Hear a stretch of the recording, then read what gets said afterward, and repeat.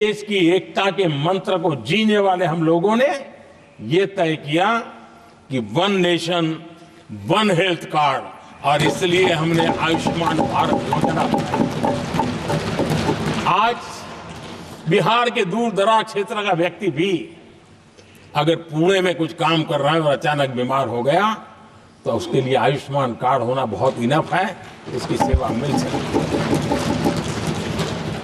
आदरणीय सभापति जी, हम जानते हैं देश में कई बार ऐसा हुआ कि देश के एक हिस्से में बिजली थी लेकिन बिजली सप्लाई नहीं हो रही थी और उसके कारण दूसरे इलाके में अंधेरा था। और पिछली सरकार में हमने विश्व के अंदर भारत की बदनामी हेडलाइन से हुआ करती थी अंधेरे की, वो दिन हमने देखे हैं। और तब जाकर के एकता के मंत्र को लेकर के संविधान की भावना को जीने वाले हम लोगों ने वन नेशन वन ग्रिड को परिपूर्ण कर दिया। और इसलिए आज बिजली के प्रवाह को निर्विरोध रूप से हिंदुस्तान के हर कोने में ले जाया जा सकता है। आदरणीय सभापति जी, हमारे देश में इंफ्रास्ट्रक्चर में भी भेदभाव की बू आती रही है। हमने उसे मिटा करके देश की एकता को ध्यान में रखते हुए, एक संतुलित विकास को ध्यान में रखते हुए हमने उस भेदभाव, उस भावना को खत्म करके एकता को मजबूत किया। हमने नॉर्थ ईस्ट हो या जम्मू कश्मीर हो, हिमालय की गोद के इलाके हो या रेगिस्तान के सटे हुए इलाके हो, हमने पूरी तरह इंफ्रास्ट्रक्चर को एक सामर्थ्य देने का प्रयास किया है ताकि एकता के भाव को अभाव में से कारण कोई दूरी पैदा न हो, उसमें से बदलने का हमने काम किया।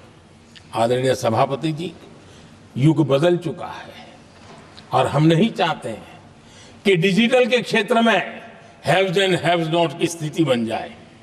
देश के लिए समान रूप से, और इसलिए दुनिया के अंदर बड़े गर्व के साथ हम कहते हैं कि भारत का जो डिजिटल इंडिया की जो सक्सेस स्टोरी है उसका एक कारण है हमने टेक्नोलॉजी को डेमोक्रेटाइज करने का प्रयास किया है। और उसी का भाग है ये हमारे संविधान निर्माताओं ने हमें दिशा दिखाई है कि हमने ऑप्टिकल फाइबर हिंदुस्तान की हर पंचायतों तक ले जाने का प्रयास किया है ताकि भारत की एकता को मजबूती देने में हमें ताकत मिले। आदरणीय सभापति जी, हमारा संविधान की अपेक्षा है एकता की, और इसी को ध्यान में रखते हुए हमने मातृभाषा के महात्म्य को स्वीकारा है।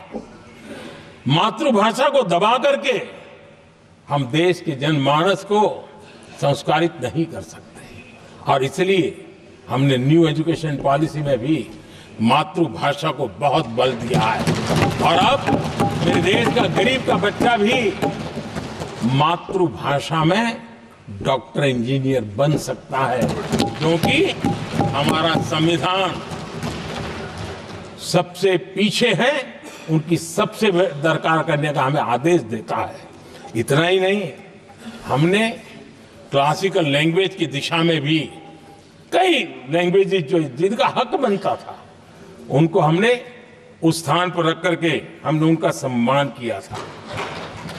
देश भर में एक भारत श्रेष्ठ भारत का अभियान देश के एकता को मजबूत, नई पीढ़ी को वो संस्कारित करने का काम हमारी तरफ से चल रहा है।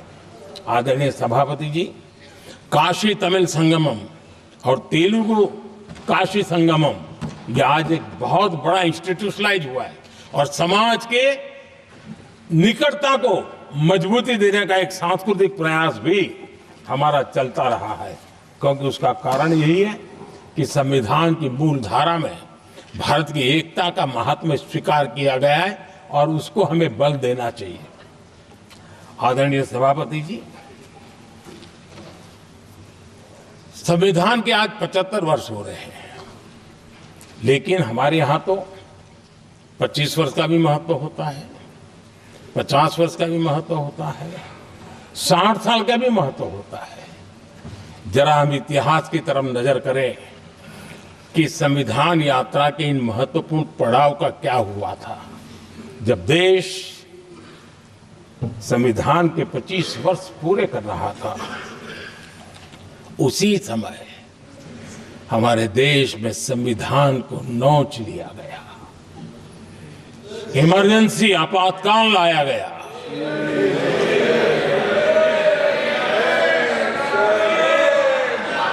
संवैधानिक व्यवस्थाओं को समाप्त कर दिया गया,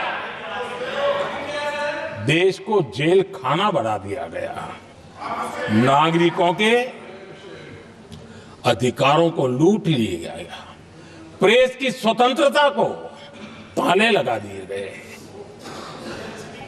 और कांग्रेस के माथे पर जो पाप है ना, वो कभी भी धुलने वाला नहीं है, कभी भी धुलने वाला। यह सिर्फ हिंदुस्तान, दुनिया में जब जब लोकतंत्र की चर्चा होगी, कांग्रेस के माथे का ये पाप कभी धुलने वाला नहीं है, क्योंकि लोकतंत्र का गला घोंट दिया गया था। भारत के संविधान निर्माताओं की तपस्या को मिट्टी में मिलाने की कोशिश की गई थी। आदरणीय सभापति जी, जब 50 साल हुए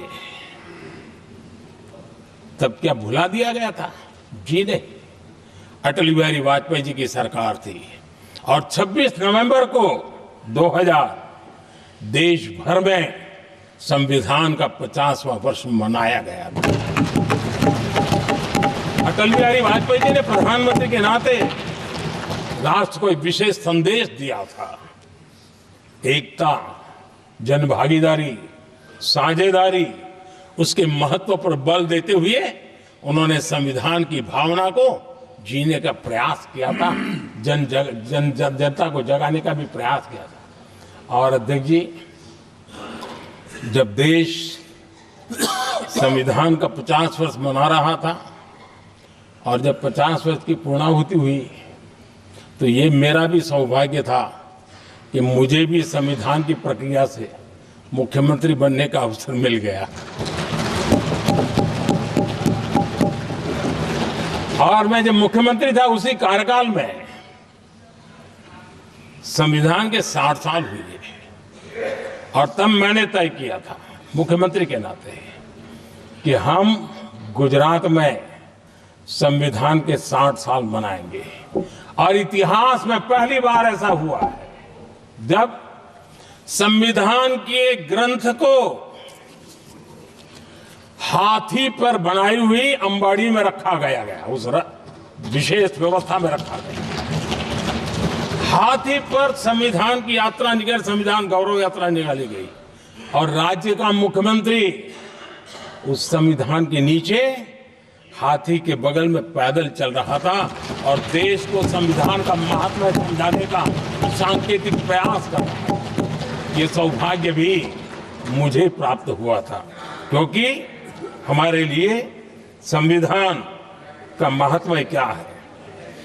और आज 75 साल हुए हमें अवसर मिला। और मुझे याद है जब मैंने लोकसभा के पुराने सदन के अंदर जब 26 नवंबर को संविधान दिवस मनाने की बात कही थी, तब एक वरिष्ठ नेता ने सामने से आवाज उठाई थी कि 26 जनवरी तो है, 26 नवंबर की क्या जरूरत है। क्या भावना घर कर गई थी, ये बहुत पुरानी बात रही है। इसी सदन में मेरे सामने हुआ था।